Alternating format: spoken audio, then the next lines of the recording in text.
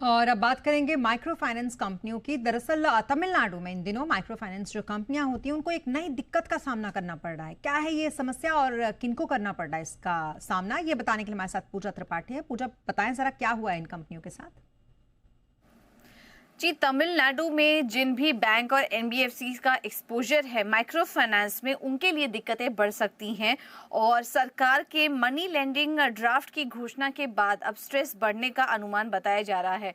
हुआ यह है कि ड्राफ्ट की क्लिपिंग दिखाकर बोरोवर रीपेमेंट करने के लिए मना कर रहे हैं। तो जितने भी कलेक्शन और रिकवरी एजेंट आ रहे हैं उन्हें रीपेमेंट करने से मना कर रहे हैं और उनको वो ड्राफ्ट दिखा रहे हैं कि सरकार ने उन्हें मना किया है रीपेमेंट करने के लिए। हालांकि आपको बता दें कि रेगुलेटेड बैंक और एनबीएफसीज को भी रिकवरी प्रक्रिया में परेशानी हो रही है, जबकि वो इस बिल में शामिल नहीं है। पहले तो आपको बता दें कि ये लेंडिंग बिल है क्या।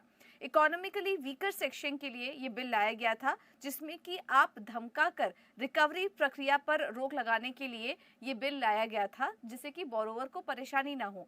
और इसमें रेगुलेटेड एंटिटीज और एनबीएफसीज को बिल से बाहर रखा गया था। लेकिन हम देख रहे हैं कि इसका जो असर है वो इन तमाम रेगुलेटेड एनबीएफसीज और बैंकों पर भी पड़ रहा है, क्योंकि उन्हें भी पेमेंट देने से बोरोवर्स मना कर रहे हैं, यही सरकार का एक ड्राफ्ट दिखाकर।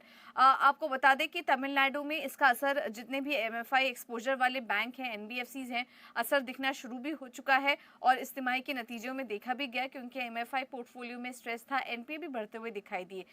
जहां पर कि असर पड़ सकता है उसमें आईडीएफसी फर्स्ट बैंक देखिए, उनका 60% एमएफआई एक्सपोजर है तमिलनाडु में। Equitas small finance bank, Muthoot finance, L N T finance, credit Axis Grameen, Ujjivan, AU small finance, इन तमाम कंपनियों का एक्सपोजर है वहां पर। तो उनको उनके बुक्स पर ये असर पड़ सकता है आने वाले समय में। हालांकि इस तिमाही में कुछ कंपनियों के नतीजों में हमने देखा ही, माइक्रो फाइनेंस कंपनियां जो थी, जैसे कि क्रेडिट एक्सिस ग्रामीण देखिए, उनके जो माइक्रो फाइनेंस पोर्टफोलियो था वहां पर दिक्कत बढ़ी और एनपीएस 3.9% से बढ़कर 4% के पास पहुंच गए। स्पंदना स्फूर्ति के भी एनपीएस में हमने देखा कि 4.85% के पास एनपीए रहे हैं। और सूर्योदय स्मॉल फाइनेंस बैंक का तो एनपीए 5.5% से बढ़कर 7% पहुंच चुका था। तो ऑलरेडी उनके बुक्स में दिक्कत है। मेन जो एक्सपोजर है उनका माइक्रो फाइनेंस पोर्टफोलियो में ही है। और अब तमिलनाडु से जो दिक्कतें बढ़ रही हैं उसका भी असर कंपनी के नंबर्स में आने वाले समय में पड़ता हुआ हम देखेंगे। जी, बहुत शुक्रिया तमाम डिटेल्स के लिए पूजा आपका।